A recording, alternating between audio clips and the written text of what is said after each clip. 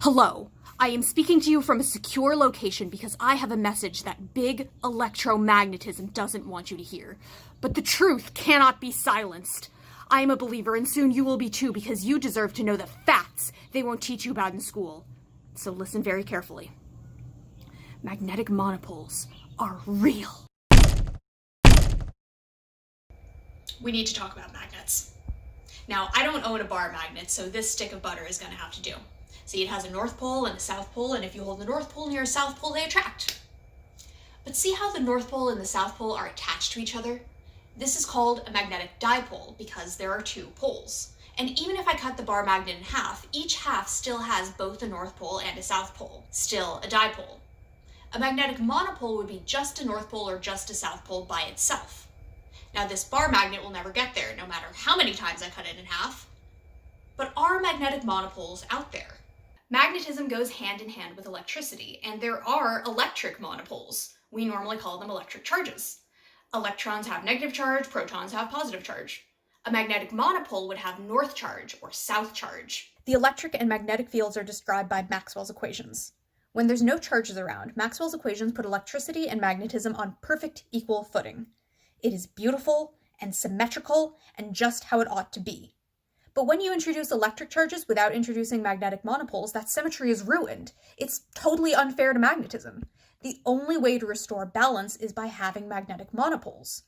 And that alone is already enough to convince me. I mean, if you're going to have electric charges, you should also have magnetic charges, and that's just how it should be. There are those who will tell you that magnetic monopoles have never been convincingly detected, but this is also a part of the conspiracy. In fact, there are magnetic monopoles all around us, but they've been insidiously disguised as electric monopoles by big electromagnetism.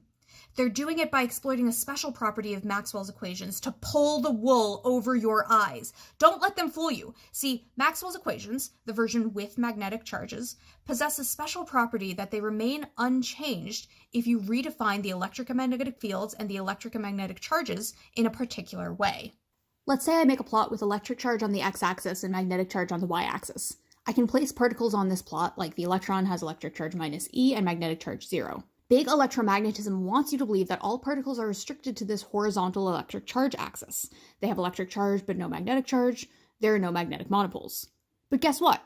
It turns out that if we rotate every particle's position on this plot while also redefining the electric and magnetic fields with a corresponding rotation, Maxwell's equations stay the same. They describe the same physics. That means that even though electric and magnetic charge are usually defined such that the plot looks like this rotated version is actually equally valid. And look at this. If you pick these rotated quantities, these particles have magnetic charge. They're magnetic monopoles. In fact, we could even rotate everything 90 degrees and then all particles fall on the magnetic charge axis. Then there's no electric monopoles. Of course, no one ever uses those rotated quantities because big electromagnetism has shut down free thinking. The choice to define electric and magnetic charge the way we usually do is just a convention carefully selected to deny magnetic monopoles. Now, granted, it is also a convention that makes a lot of the math and electromagnetism a bit easier, but no, it's mostly the magnetic monopoles thing.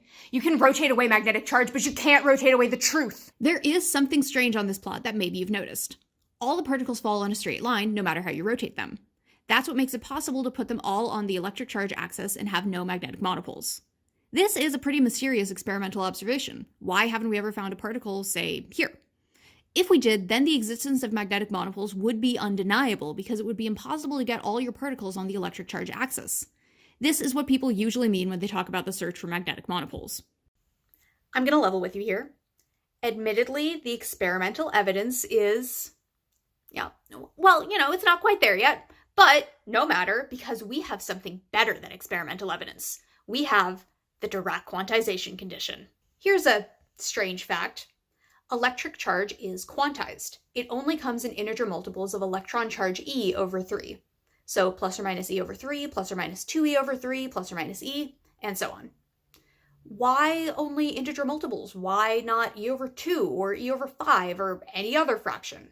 There's no good explanation for why electric charge is quantized, unless you account for magnetic monopoles.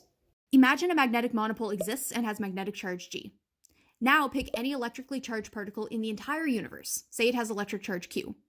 No matter how far apart the two particles are, the electromagnetic field associated with this configuration carries some angular momentum, specifically angular momentum equal to the magnetic charge g times the electric charge q divided by the speed of light. Quantum mechanics tells us that angular momentum is quantized, so this angular momentum comes in integer multiples of a universal constant called h bar over 2.